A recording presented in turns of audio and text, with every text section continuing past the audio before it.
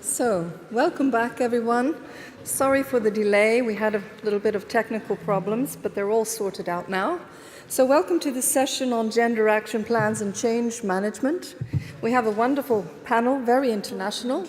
And I will, for the sake of time, we're running a little bit late, so for the sake of time, I will introduce them just very briefly. And you have more detailed presentations of the speakers in the booklet.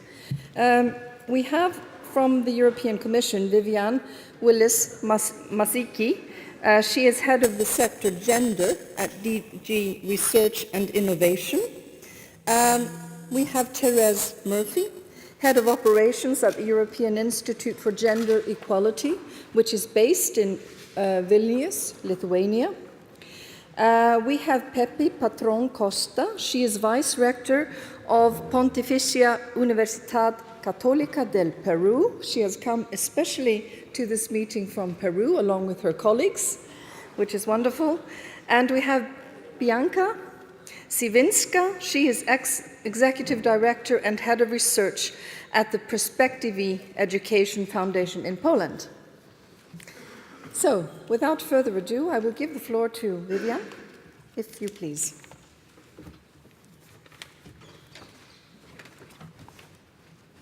Thank you very much. And thank you very much for having invited me to present the gender equality plans and the work of the European Commission.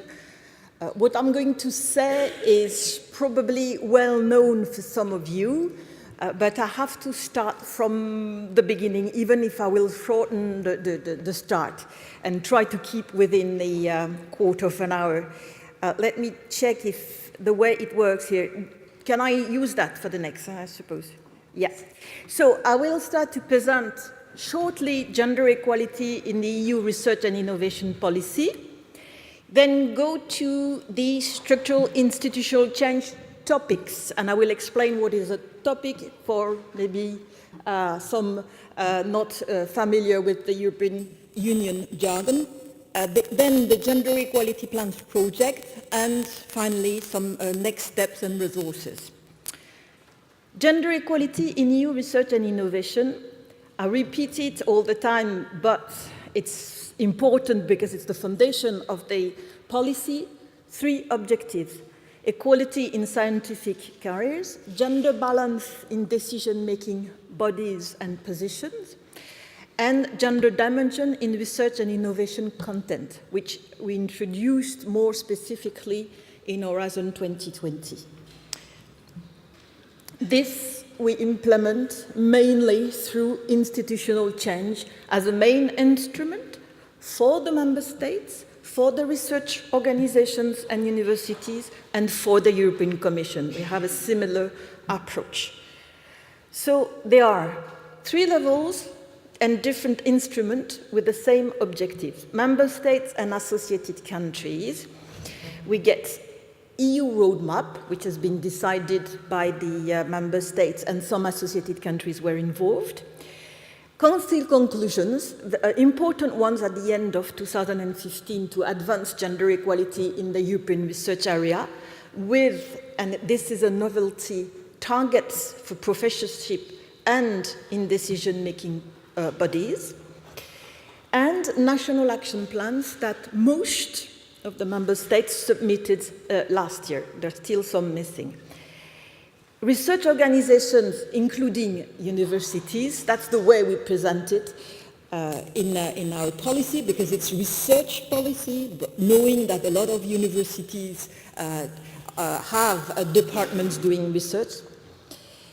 Gender equality plans, and I will come back on gender equality plans, and the European Commission. The ERA progress report, reporting on the state of play in the different member states and associated countries. The next one is next year. Financial support to setting up gender equality plans, and gender equality as a cross-cutting issue in Horizon 2020. I will not explain what we do in Horizon 2020 for the cross-cutting issue. This is not the purpose. I will focus on gender equality plans. So, my next Yeah, for gender equality plans, what we mean with it, this is the text of the communication of 2012 defining the three main elements of a gender equality plan. First, auditing procedures and practices to identify gender biases and discrimination, because in some cases there are still some discrimination. Second, implementing appropriate actions. And third, setting targets and monitoring progress with indicators. This is what has been agreed with the member states and the associated country as a basic structure for the gender equality plans. Now the topics. What do we call topics? A topic is a call for proposals in the work program, in the framework program for European research and innovation. So now we have in Horizon 2020 a huge work program, only one, in fact, with different parts, and about 700 topics from the last one. And there is one for gender equality plans among the 700.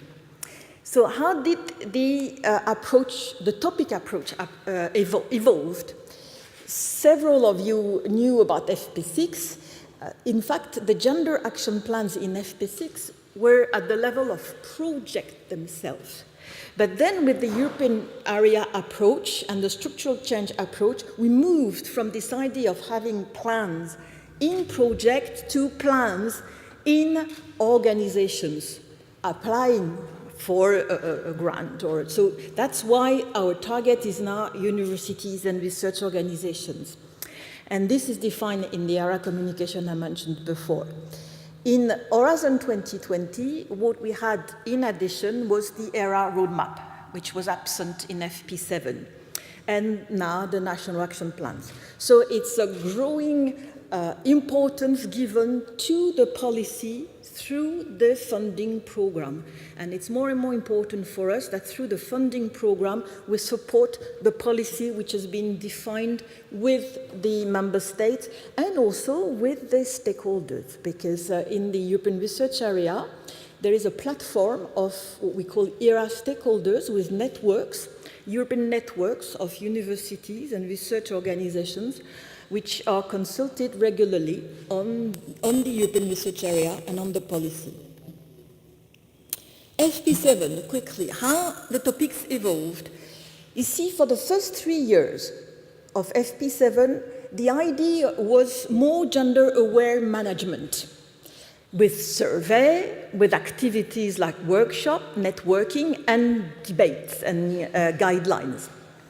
It was also in the topics a clear mention of involving the top decision makers in the discussion or in the guidelines.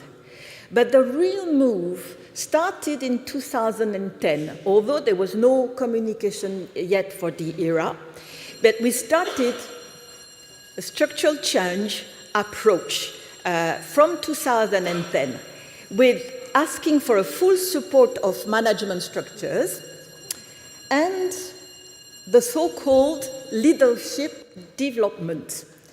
That I'm using the wording in the topics. It was an issue of leadership development at that time. The gender equality plans themselves only started in the topic in 2013, just after the communication on 2012, and it's only in 2013 that the 3 objectives were mentioned. Before, it was mainly a career issue and a bit of decision-making, but not so clear for the gender balance in decision-making. So the common feature for Horizon 2020, universities and research organizations are partners in projects. Before, we had all sorts of partners, but that's important, and these partners change practices in the course of the project. So it's not an issue of debate only or writing guidelines for others, it's implementing the changes within the partners of the project.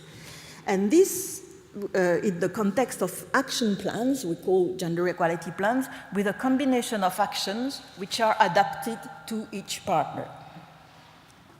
This is Horizon 2020 evolution. So from the beginning, we have the 3 objectives. And what we adapted from FP7 is we specified that partners should be at the starting stage. I will come back on that later. We also welcome professional associations. For a while, we welcomed also trade unions. But you tell me, apparently, no project involves a trade union, and it doesn't look like trade unions are very active in the field of research and education, at least in our project. Professional associations are more active. So, and then we ask for each project to have a partner for impartially monitoring and assessing progress. And this is very important to follow because it's a tricky approach with gender equality plans and a lot of different actions, and it's very important to understand how the things move together. What is written in a topic is support from the highest management level. We added last year another request on the basis of lessons learned from project. They asked to highlight the role of middle management as well. So we added that. And from last year, we will also add the reference to the GEAR tool that we developed with EIGE and which will be presented later by the next speaker. So how topics evolved. First, we moved from conceptualizations, important, and debate, to actions within the partners, universities, and research organizations. Second, support in particular to newcomers. We don't fund twice, we aim at not funding twice the same organizations for the same gender equality plans. And then we gave a growing importance to assessing the current situation in the light of national context, knowing that within the European research area, member states and associated countries themselves are supporting institutional change. So it's very important to get a conjunction between EU and national level. Monitoring, targets and indicators, active role of middle management, and sustainability, which has been discussed with a number of coordinators. And that's why we extended for this year the period to 48 months.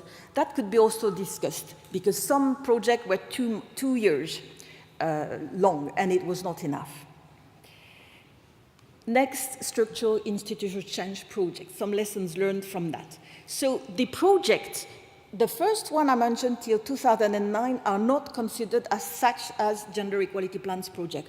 We can consider gender equality plans projects but from 2010, from Genis Lab and Integer. And in Horizon 2020, we have a couple more till last year. Altogether, 17 projects. What we can learn from that?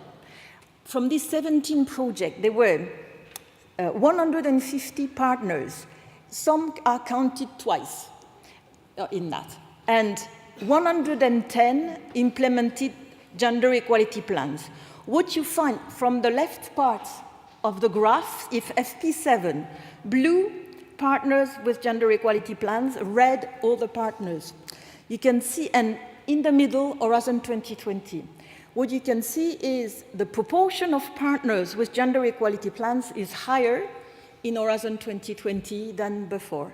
And that was our aim as well, to, as I mentioned, most partners should have a gender equality plans apart from maybe the coordinator, the professional association, and the evaluator partner. But all the others should have a gender equality plan.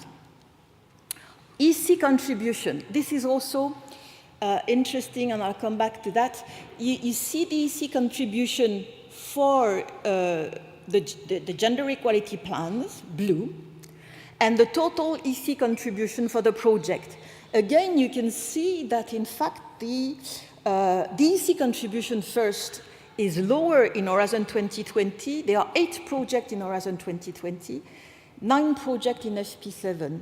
In fact, we saw that the average EC grant given to a project per gender equality plans was around 419,000 in euros in FP7, and in our Horizon 2020, it's around 305,000 euros. So it's a positive move in a way that it's less costly, but there are also more universities and research organizations engaged for the budget we have at European level. This is also an interesting, if you can see, a repartition of the partners according to countries. This is EU 15, because usually, I mean, and you know, in Horizon 2020, there are more participation than EU 15. They are more trained to participate than the others. You can see that from EU 15, all countries participated except Luxembourg. Well, there is one university in Luxembourg, and probably they have, I think, already a gender equality plan. So, and you see in some countries, when the red bar is higher, means that they have partners not implementing gender equality plans, but coordinating or evaluating.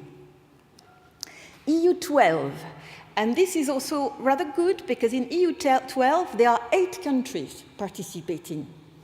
And it's better than the average of Horizon 2020. And most of them, apart from the Czech Republic, in fact, they implement gender equality plans. They don't play a role of coordinator, of evaluator, but of implementer. Associated countries, not to be forgotten, because they are very active in the field of gender equality. Again, you can see that there is a very good participation of associated countries, Switzerland, but also Turkey. Turkey is quite involved in this. So now, to sum up how Gender Equality Plans project evolved, coverage of the objectives that I didn't mention. In fact, for careers, all projects cover careers issues. Gender balance in decision-making, it's less clear. I've asked my colleague to check, and we are not so clear. Sometimes decision-making is discussed to identify the bias.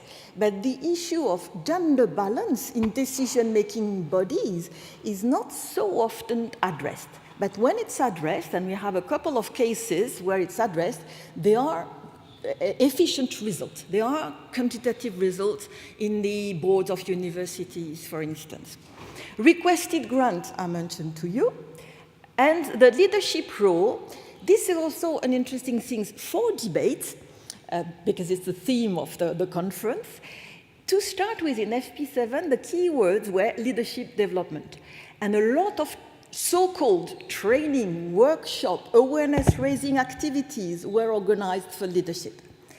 Then there was a move towards leadership commitment, asking the leadership in the proposal to give the blessing for the project. And we get letters blessing, the supporting. But maybe, and this is probably the good things, and thank you for having invited me, because I looked at leadership and I thought maybe you could do more than that as a leadership, a lot more. And your example, Professor Saglamer, is great in that way, that we might ask for more from leadership, but how can we ask for it? So your advice is welcome. Now, next step, and I will finish with it, that we have a call for proposals this year for, again, gender equality plans for a budget of about 6.1 million euros, a bit more than last year. And we have a new call, which is for European Community of Practices to support institutional change. And this was requested by the partners of the current project, because they would like to exchange more and exchange practices and discuss together. And this is also a good opportunity. Now we have also the GEAR tool online to help the GEAR tool to adapt and enrich with new practices. Resources, the GEAR tool and the gender equality plans that, which will be presented soon. And Genport, the platform that we funded and which will still be active. It's a platform with practitioners and experts in gender equality in research along the 3 objectives. And you can find partners thanks to this platform, and also a lot of research on gender equality is referenced on the platform. And that's my last slides. Thank you very much.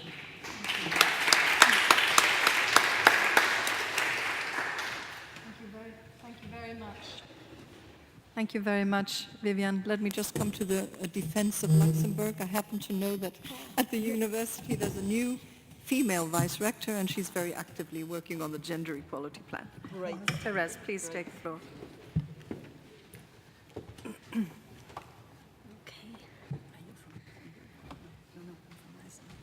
Thank you very much.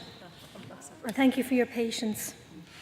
I don't know if I can tell you anything new, but I'll certainly try very hard. And just before I begin, I am not Barbara. Barbara Limanowska is the expert who worked with Viviane and the Commission in developing the GEAR tool, and I am presenting here on her behalf. So I hope I don't make too many errors in it. But I'm not sure if everybody knows about the Institute. We're the Institute for Gender Equality, and we are in Lithuania, in Vilnius. And we work in many areas, primarily in supporting the European Commission and the Member States with regard to raising awareness about gender equality, about promoting gender mainstreaming and conducting research. So we are a technical institute, and that's what we do. Our mission is to become the knowledge centre for gender equality in Europe. So we would hope that you would come to our website and find deep information and extensive knowledge about the areas that you work on, and we will be very happy to collaborate with you in any way that we can. What the GEAR tool was designed to do was to bring the vision of the European Commission. I'm going to try the buttons. Yes.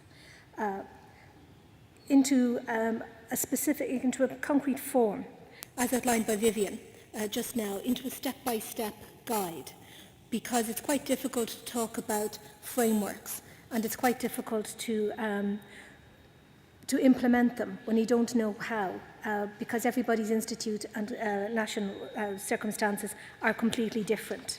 And so we thought, as the institute together with the Commission, that maybe we could do something to make it a little bit easier for you. And the work that we do has built upon the work of many different universities and research organisations over the years, and has brought it into one place to better support those who need to move into the next generation and support them. And that's very important to mention. And there will be just a little bit of repetition from this morning, because there's no such thing as a great idea, and for IGA we're just bringing them all together. So what were we thinking with the Commission when we wanted to develop this tool?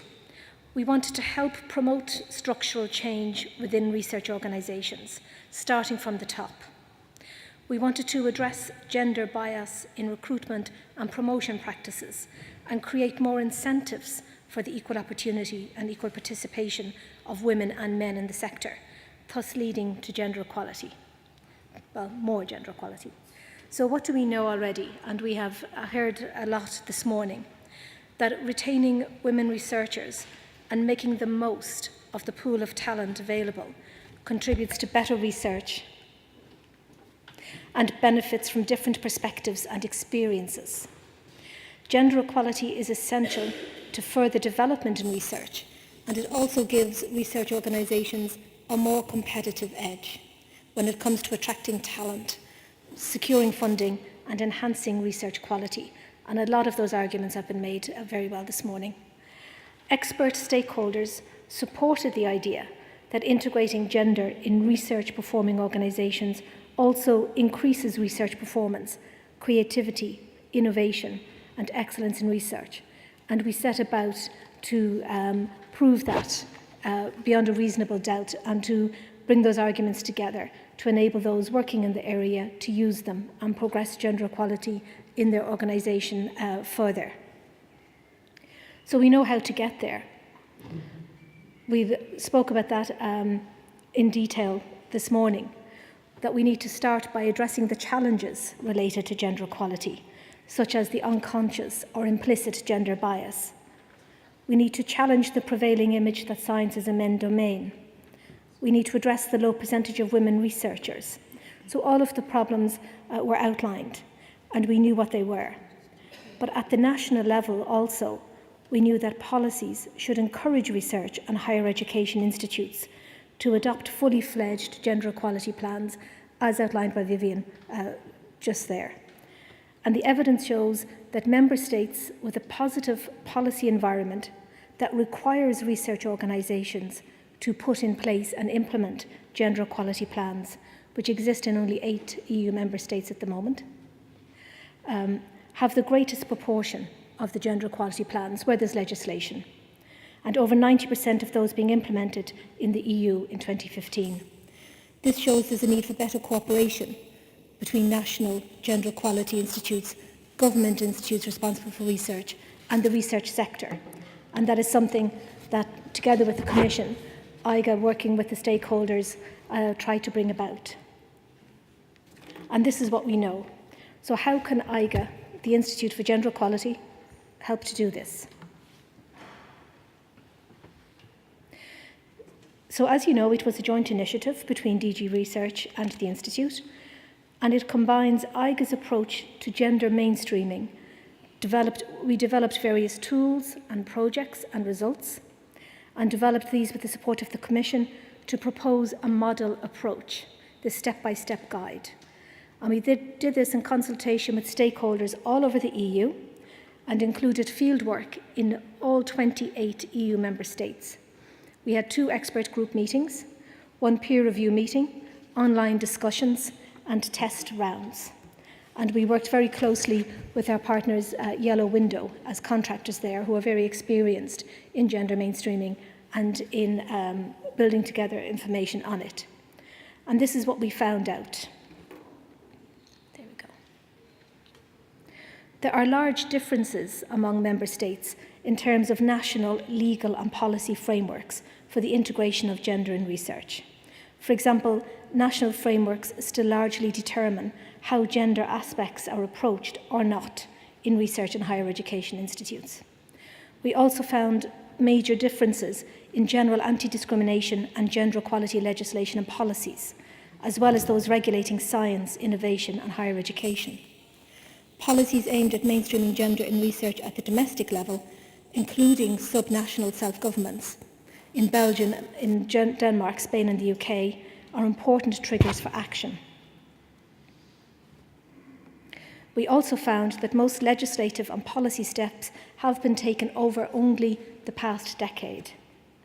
Most initiatives are taken by public research governing bodies, but private-driven initiatives, such as Athena Swan Charter or the L'Oréal UNESCO Award, also play a significant role. So what does it look like? You saw a little bit of it there when Vivian gave you a sneak preview. The GEAR tool was designed to cover the whole process of reinforcing gender equality in academia and research. It's focused on institutional change as a strategy, aiming at removing the obstacles to gender equality that are inherent to the research system itself, and at adapting the practices of institutions. And this is very difficult to achieve, as those working in the area know. Within an institutional change approach, the focus is on the organisation, so that the initiative does not end when one leader leaves and another one takes over. In the European research area, research organisations and higher education authorities are invited to implement institutional change relating to human resource management, to funding, decision-making and research programmes. The main objectives of institutional change are to enhance women's representation and retention at all levels of their scientific careers, and to promote the integration of the gender dimension in research and innovation content. A very tall order, as you know. The GEAR tool then is designed to help. Firstly, it provides information on EU and member states with legal and policy frameworks, encouraging the mainstreaming of gender into academia and research organisations. It also brings together the latest developments and proposals in this area, and it will be constantly updated by the Institute. It offers sound arguments and benefits supporting the implementation of gender equality plans, And this is especially important when facing resistance and scepticism. It also offers a practical guide to structural change in academia, which combined previous efforts by DG Research. So who is it for? It is for you, the people who are working to promote gender equality in your organisations. It is designed for all staff working in human resources, admin, and middle and top level management. So what will you find there? It's a good place to start with practical definitions, a step-by-step guide, how to. It gives what you call, and apologies for the real male reference, a toolbox. To make it more interesting, you have this box of tools with tips and instruments and examples, and very importantly, advocacy arguments.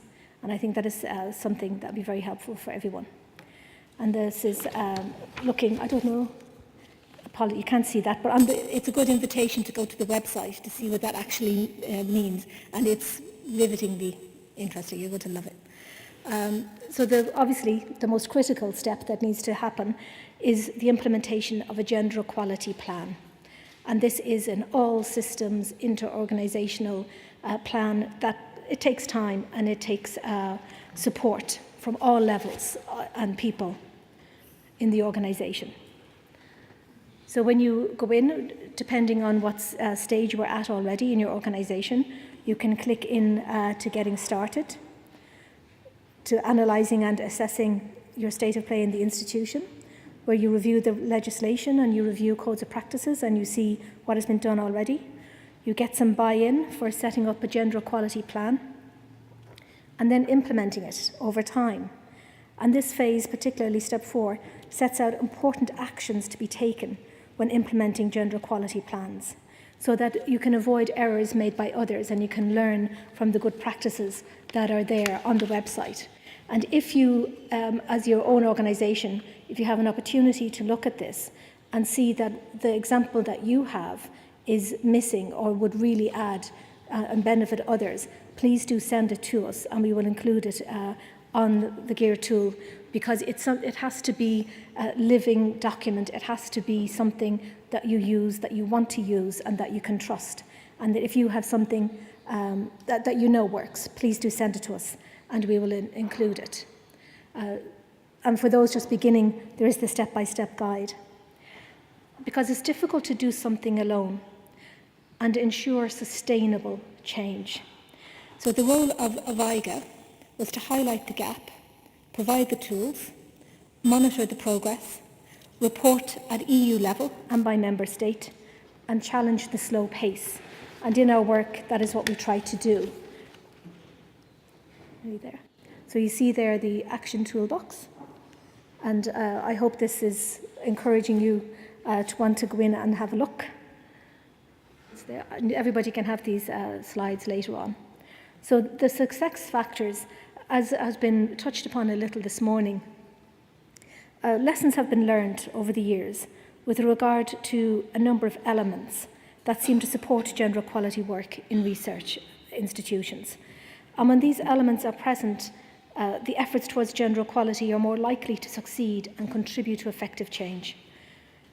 These following success factors can help promote gender equality through institutional change in research and these institutions. They can also be understood as basic requirements to ensure that gender equality actions are more resilient and impactful. And just to conclude, when you look at the risk factors, of course, lack of support from the top leadership is number one. You do need a whole organisation approach.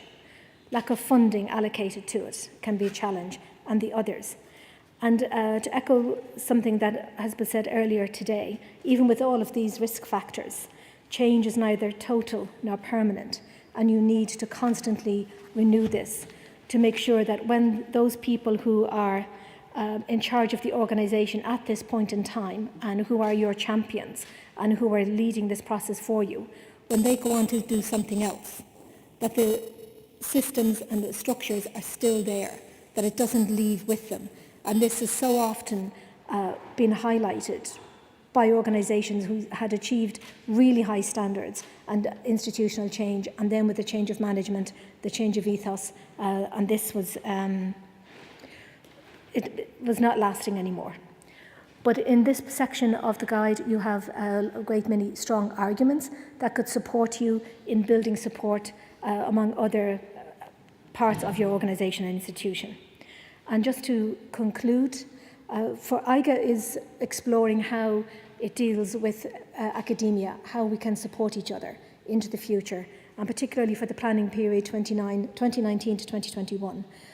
So it is something that I hope that you will hear more about, and we will be reaching out to you to see how we can further support ye in your work to try to make the transition from academic work and research work to the policy makers with the data and the information. And that is just a little plug for IGA's work. And if you have any questions later on, I'll be delighted to answer them. Thank you. Sorry.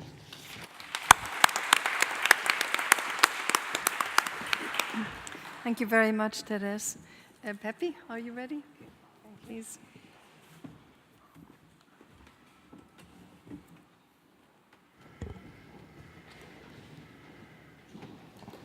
So we're back. No. Sorry. Okay, this is the first slide. Okay.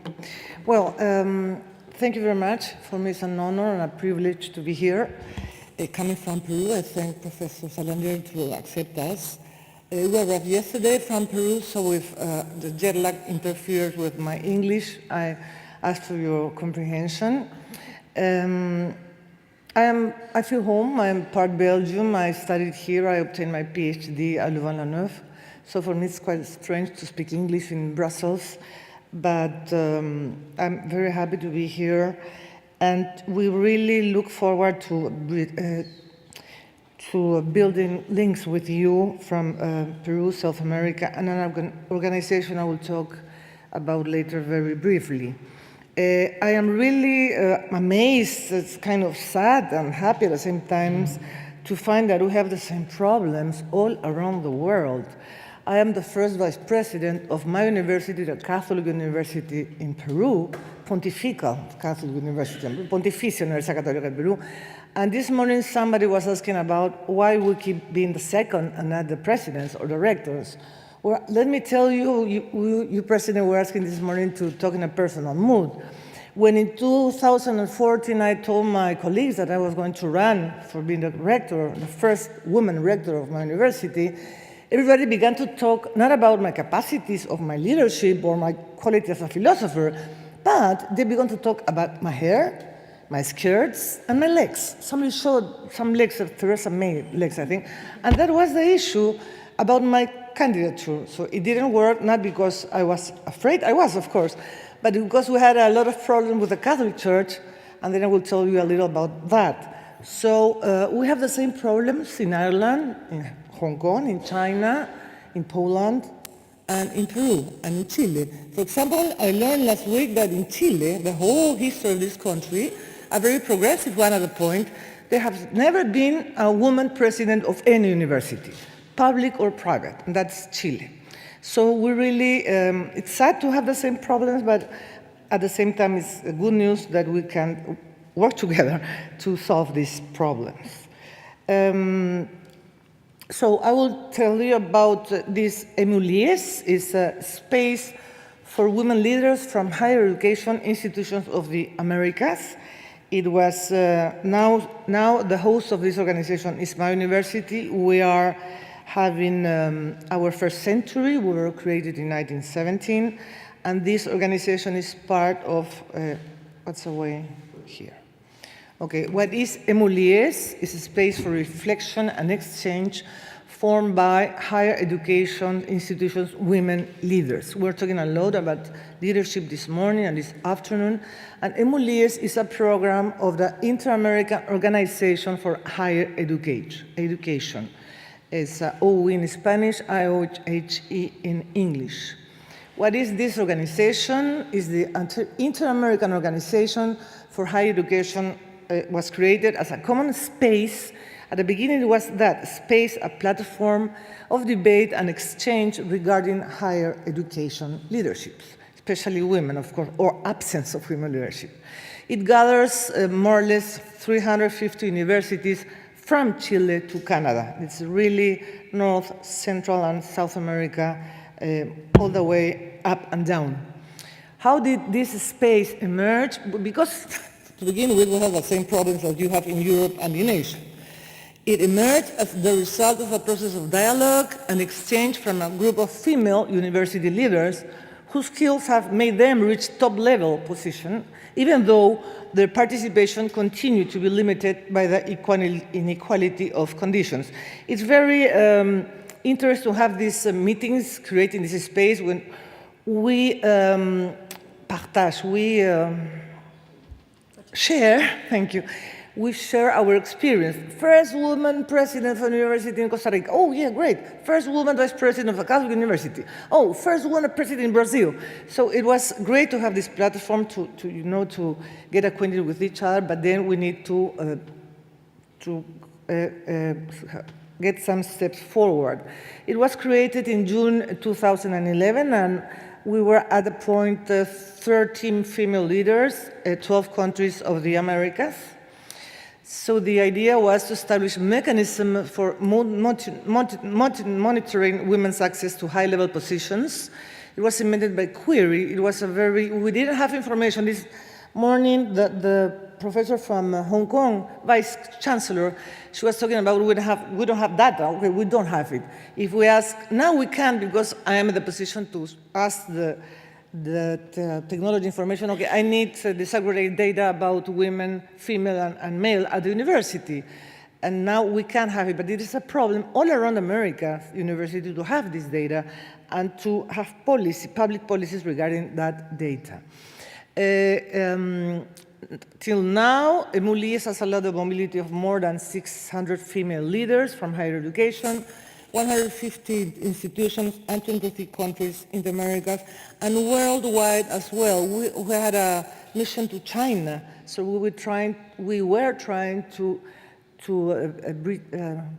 build links with China as well. So for us, it's very important to be here to share experiences with you, with Europe and Asia. And at the end, I will ask you to visit us. We're having a meeting in July, this July. Unfortunately, it's very short term, but we would like a lot to have some of you there.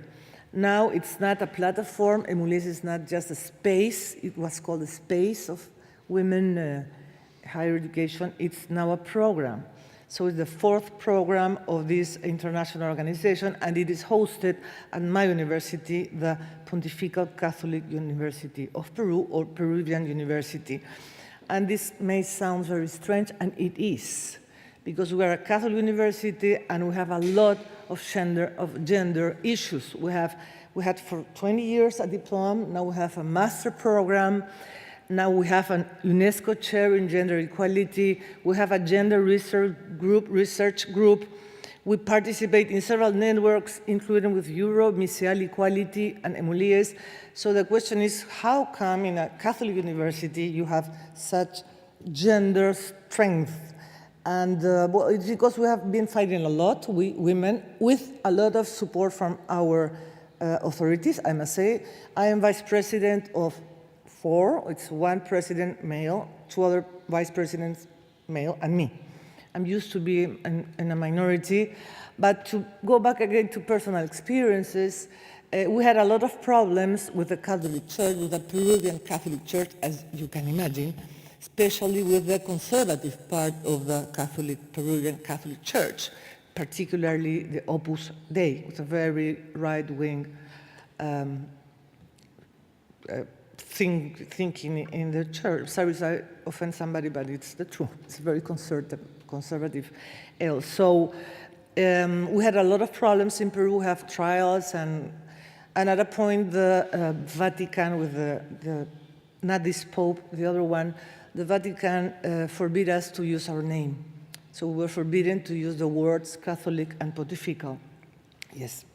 It was a decree from Vatican State. So it came to Peru, but we are a Peruvian university, and we give titles as a national university. Though we're private, we're a national university. So the Peruvian state did not accept a decree from the Vatican State, which is normal. So the problems began for us. And as a woman, I would like to tell you later my personal experience. The last 2 years, we have been 10 times into the Vatican State for negotiating our Catholic condition. Can you imagine me alone among a lot of bishops, archbishops, cardinals? There are no women bathroom in the Vatican, except for the nuns and secretaries. So we went 10 times there, seven times the last year. And it was a very interesting experience to be there, a woman, negotiating with, I don't know, maybe 14 bishops, archbishops. The Pope was not there, but he's a Jesuit. He really was supporting us in a very silent mood, as it's Vatican.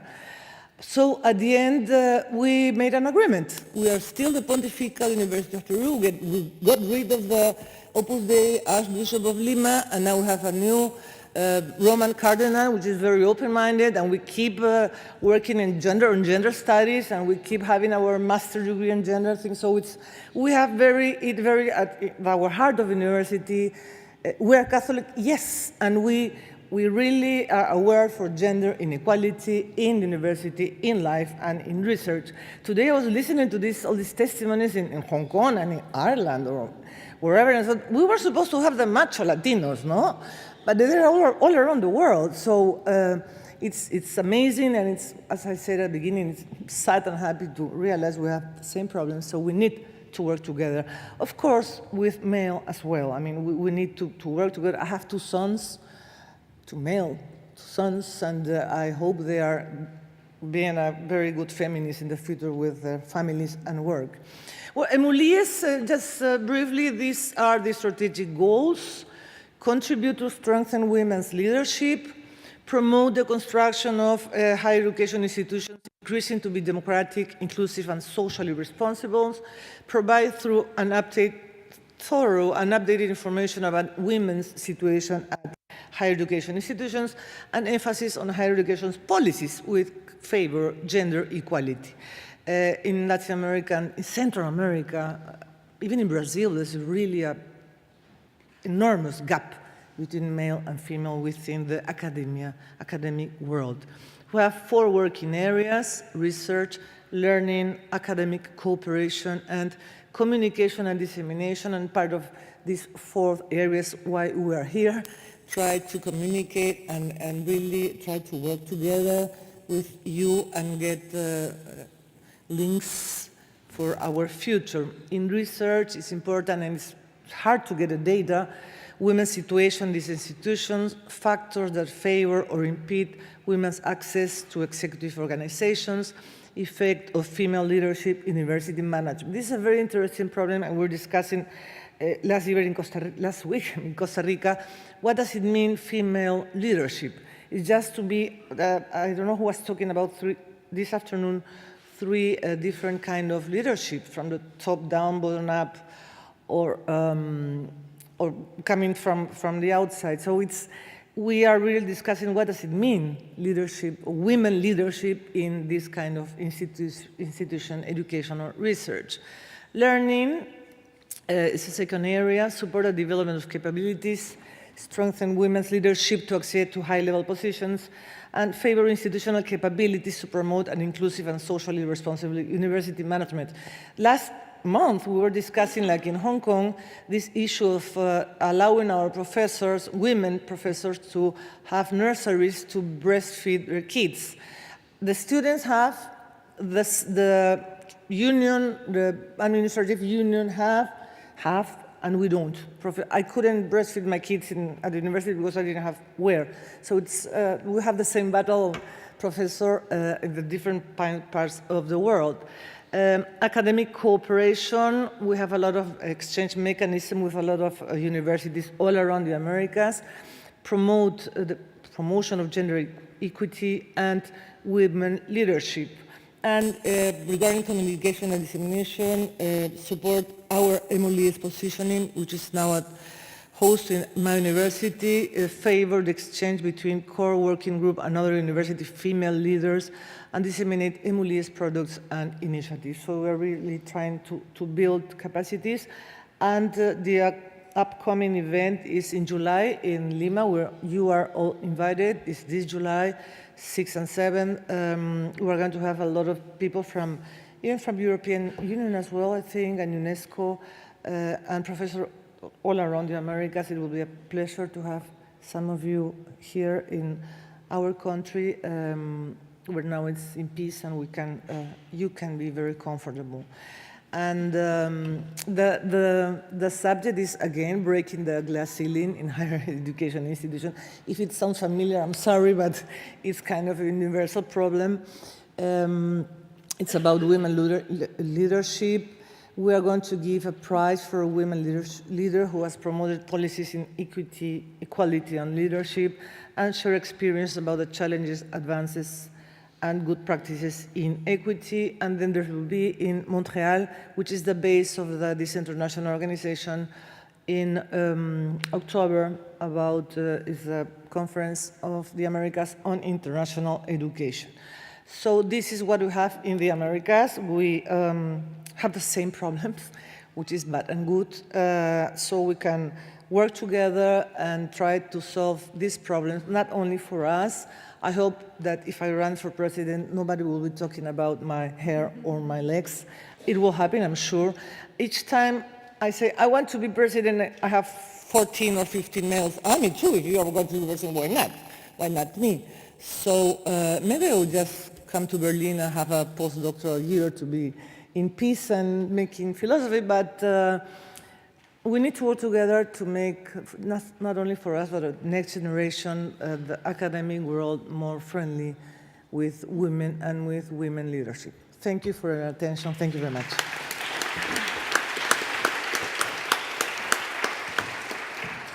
you very much, Pepe. Bianca?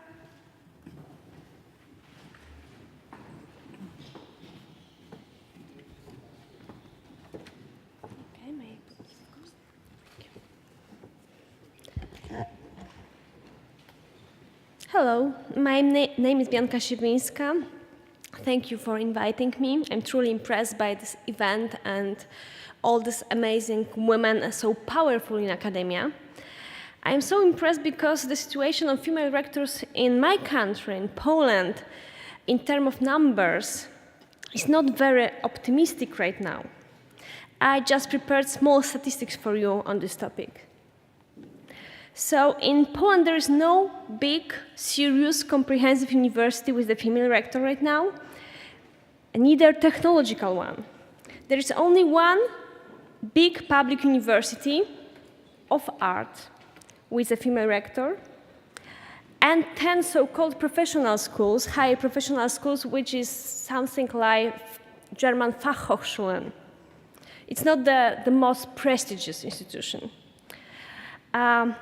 There is also around 13% of vice rectors. In previous rectors' cadences, situation looked much better. So the work we need to do in Poland is quite immense. This situation is comparable to the situation of women in science in general 100 years ago. See this photo? So this is actually a very symbolic photo because this is the photo from the Solvay Congress. Solvay Congress was held also in the Leopold Park. Not in this building, but in the next building. And it was gathering of the greatest minds, scientists, intellectuals, inventors of the time, with Albert Einstein, for example. So you can see the participation of women here. It is. Maria Skłodowska-Curie was here before us. So this is the only exception. And world moved forward, but in the terms of the highest leadership of higher education, I think situation is still quite similar. Why is that? I think that here in this gathering, the reasons are quite obvious. Of course, this is due to culture, the traditional organization of the society, and the social and life roles usually assigned to women. So this is kind of heritage of the past. Perspective Education Foundation, this is organization I'm leading. It's a kind of a think tank working with the higher education in Poland internationally for the last 20 years. We have 3 fields of expertise. It's university rankings, very hot topic, internationalization of higher education, and, of course, project supports women in STEM, science, technology, engineering, and mathematics. This is what I'm doing with the biggest pleasure. In this field, which is relatively new everywhere around the world, Perspective already have 10 years of experience, and we are happy to share this experience. Our general aim is to bring more women into STEM fields by empowerment, networking, transfer of know-how, and support. So my presentation will be on the practical steps taken in Poland to encourage more young women to study at technical universities, and later I'm going to talk on meaning and the great power of female mentoring programs. So how are we bringing more girls and women into STEM fields? How are we making the real change? So in Poland, we are changing this thanks to bottom-up, non-governmental initiatives. I have a privilege to be an author and coordinator of a very successful initiative called Women as Engineers. These initiatives changed the Polish technical universities, I hope, forever. Women as Engineers campaign celebrates its 10th anniversary this year. It is the first promotional campaign in Poland for technical and scientific fields. The idea of the project was born in 2006. I was a student in Germany this time. So the inspiration was the German Girls' Day Mädchen Zukunft Tag campaign. To demonstrate the general idea of Women as Engineers campaign, I will show you a 50 seconds movie. May I ask for a movie, please? From the beginning? From the beginning, please? Yes, bravo.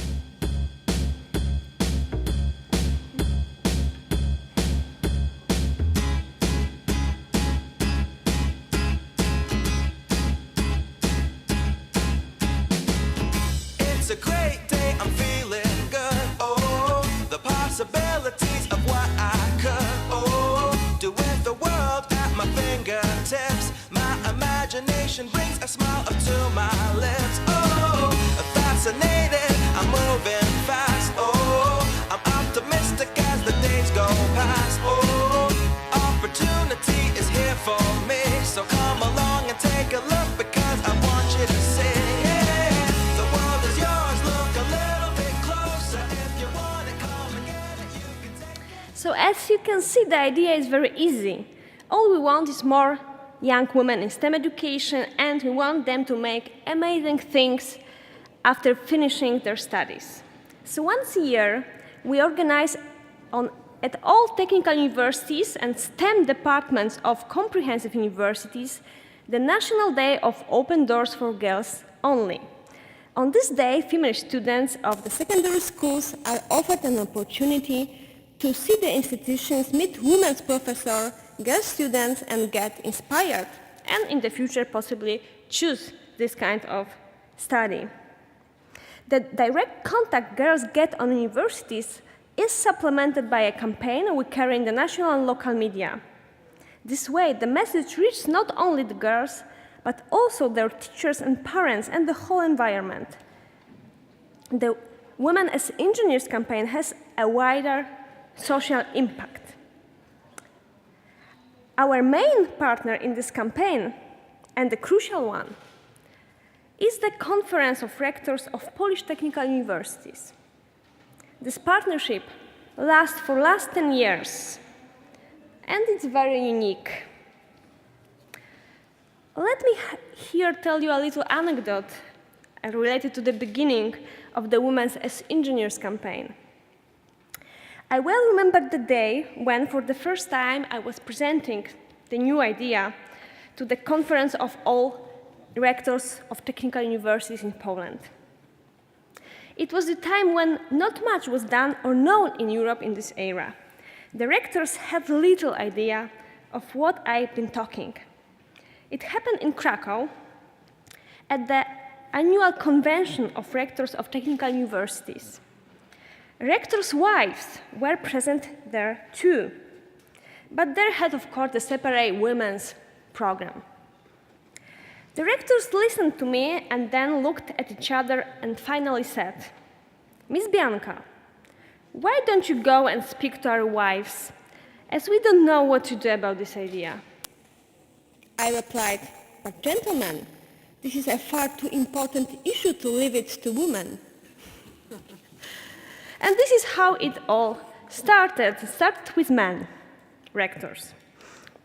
One can say this project is based on the gentleman's agreement, but I do believe that if we want to change something, we don't need to fight openly, but to bring revolution, inside of the institution. This is what you are doing.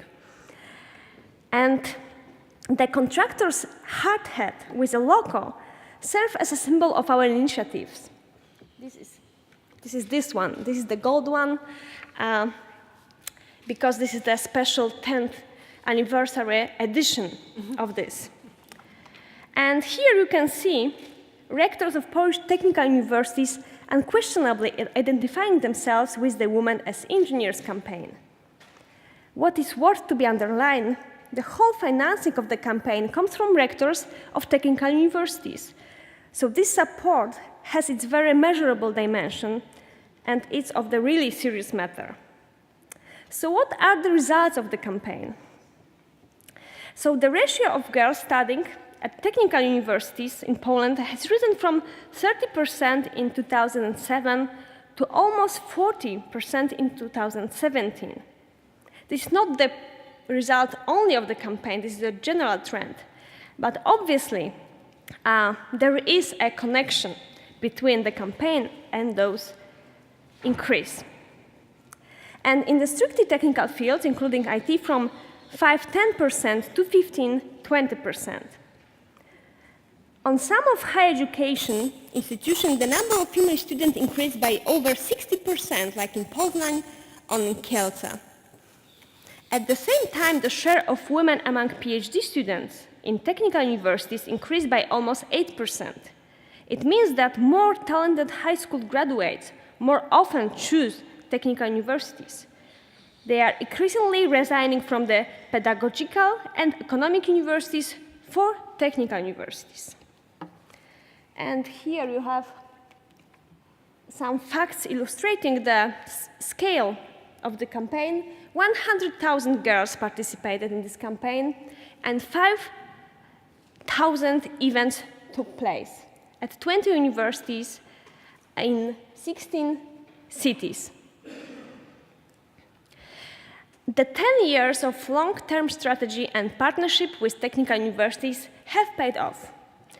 A completely new generation of female engineers has emerged in Poland. We can now talk about ladies holding PhD degrees in engineering who decided to choose this path of career thanks to this campaign. And in the very near future, they will create critical mass for a real female-friendly change in the high-tech industry, research and innovation. The Women as Engineers initiative is treated as a global best practice and is written about and presented at internationally. When we have an opportunity, we share our knowledge and experience with organizations that want to support women in STEM in other countries like Saudi Arabia, Belarus, Ukraine, Russia, and Tajikistan. To Tajikistan, I have been recently invited by the World Bank to help build a support system for girls to seek higher education. It has been a big challenge, but a great experience as well. We will help create the Women as Engineers campaign as well in Tajikistan. Our idea goes far. In Poland, we come now with new ideas. After the first decade, we know it's not enough just to send more girls to technical universities. It is equally important to prevent dropouts and then help in the transition to the job market and support exceptional female talent in STEM in order to build the new generation of female leaders in science, academia, industry, and innovation ecosystem. To this aim, at the Perspective Education Foundation, we devise activities that are being realized in cooperation with high-tech industry. One of such programs is a very first female mentoring program in STEM called, after book of Sheryl Sandberg, Facebook director, Lean in STEM. Mentors in this program are the most powerful women in STEM areas: academia, research, industry, innovation, CEOs of the biggest tech companies like Bosch, Siemens, Virgin Mobile, SAP, directors of the biggest factories, heads of innovation labs, clusters, inventors, successful startup funders, and of course rectors, vice rectors, and wonderful deans from the whole country and outside of the country. They are great, wise, and want to contribute to a social and economic change. They all want to be involved. Their task is to be mentor of the one talented female student from STEM department. Together, mentor and mentee develop technological, social, or research or interdisciplinary project.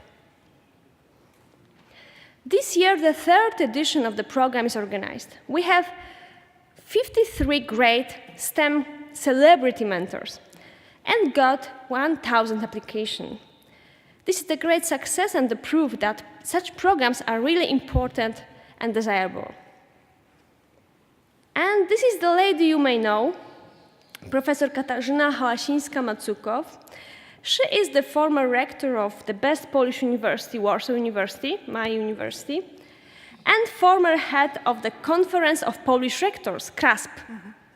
She is a very strong woman, physicist, and a mentor in our program as well. Maybe it would be a great idea for you ladies to build as an organization, as Evora, new mentoring program. Maybe global mentoring program for women emerging leaders in higher education.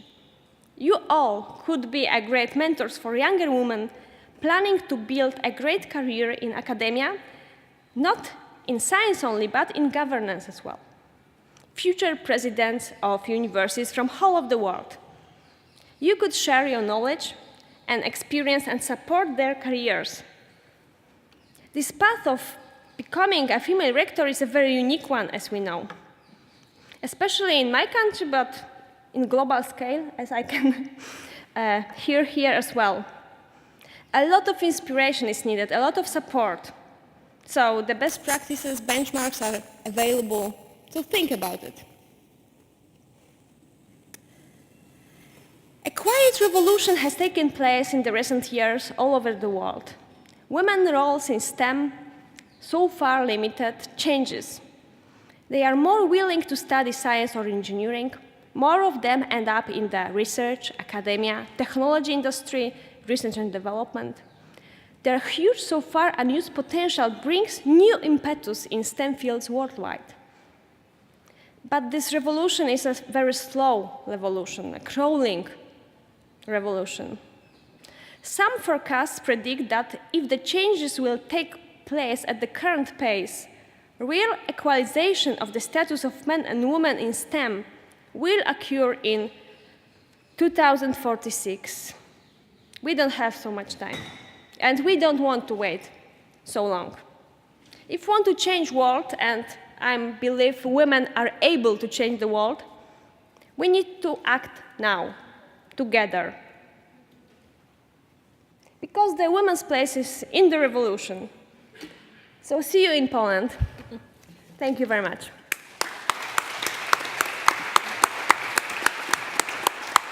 Thank you very much, Bianca, and thank you, sincere thanks to all the panelists. I'm afraid that for the sake of time, we'll have to save our questions until the cocktail reception or the dinner this evening. Thanks all very much.